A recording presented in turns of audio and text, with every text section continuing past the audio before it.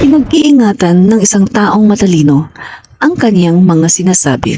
Bago niya ibuka ang kanyang bibig, tinitingnan muna niya at iniisip kung ito ba ay makakasama, makakasira ng relasyon. Dahil kung anuman ang pinitiwan niyang salita ay hindi na niya ito mababawi. Yan ang taong matalino, marunong mag-isip kung ano ba ang dapat niyang sabihin at kung ano ba ang hindi dapat sabihin. Mga salita na makakasakit sa mga damdamin at makakasira sa isang magandang relasyon. Alam niyo ba mga kaibigan, sobrang stress na ang taong ito sa Marcos at Romualdez. Panoorin niyo. Wala na kaming pakialam sa mga Marcos at Romualdez. Alam namin, no? Nahalang ang mga kaluluwa ng mga yan. Nahalang ang mga kaluluwa ng mga yan. What? Halang ang kaluluwa? Are you sure? Alam mo ba ang ibig sabihin ng halang ang kaluluwa? Ito ay tumutukoy sa mga tao na gumagawa ng masama, na tila hindi nakakaramdam ng awa. Ito ang mga tao na walang pangingimi na gumawa ng krimen. Salbahe, walang pakundangan, halang ang kaluluwa, maitim ang budhi. Mga kaibigan, tinawag ng tao na ito ang Marcos at Romualdez na halang ang kaluluwa. Tinignan natin sa diksyonary kung anong ibig sabihin ng halang ang kaluluwa. At ito ay tumutukoy sa mga ginagawa ng mga terorista. Walang awa, maitim ang budhi, pumapatay ng tao, at marami pang iba. Mga kaibigan, ganyan ba ang Marcos at Romualdez? Kung halang ang kanilang kaluluwa, makakabalik pa ba sila sa pwesto?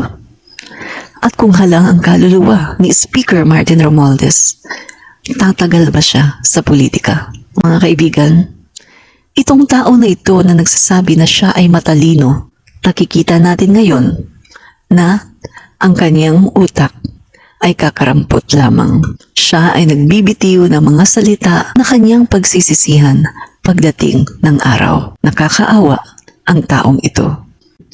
Patawarin na lang natin siya sa kanyang ginawa dahil ang langit na ang magpaparusa sa kanya.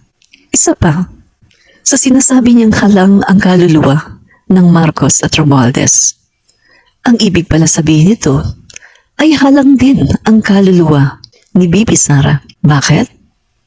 Ang sabi nga, "Tell me who your friends are, and I will tell you who you are."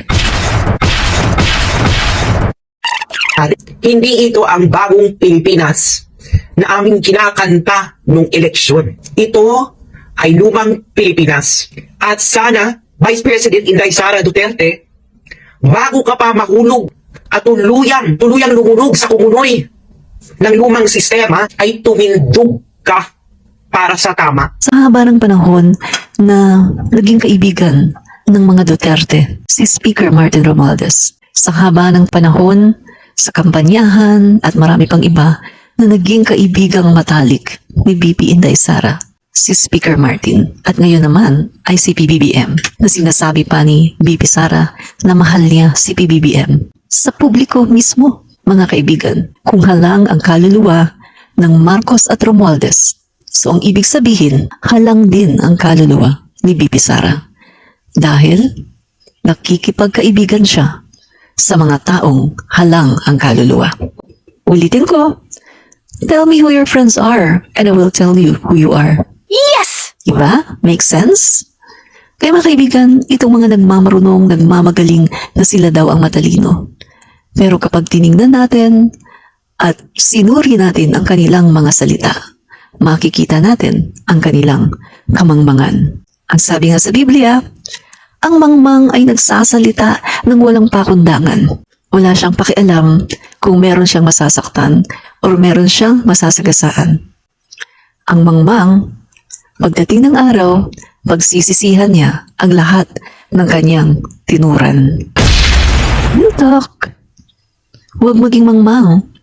Bago maniwala sa sabi-sabi, pagtimbang-timbangin muna. Kaya nga tayo binigyan ng Panginoon ng isip above the heart. Dahil kailangan ang isip muna ang manaig.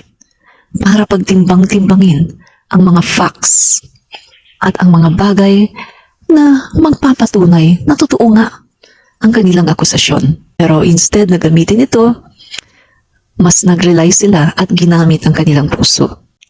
Puro emosyon, kaya hindi na nila makontrol ang kanilang galit at mga masamang salita na binibitiwan sa Marcos at Romualdez. Mga kaibigan, napakaganda lang dahil ang Marcos at Romualdez never nag-retaliate, never na nagbato ng mga salita para ipagtanggol ang kanilang sarili. Dahil dito, mga kaibigan, ang Panginoong Diyos ang magtatanggol sa kanila mula sa lahat ng mga paninira. Nakakaawa lamang si BP Inday Sara Duterte dahil siya ang naapektuhan. Dahil lahat ng ito, maaring mag-backfire sa kanya, kay BP Sara. Sinira ng mga DDS na anti-Marcos ang pangalan ng ating Vice Presidente. Sinisira nila si BP Sara Duterte. Real talk.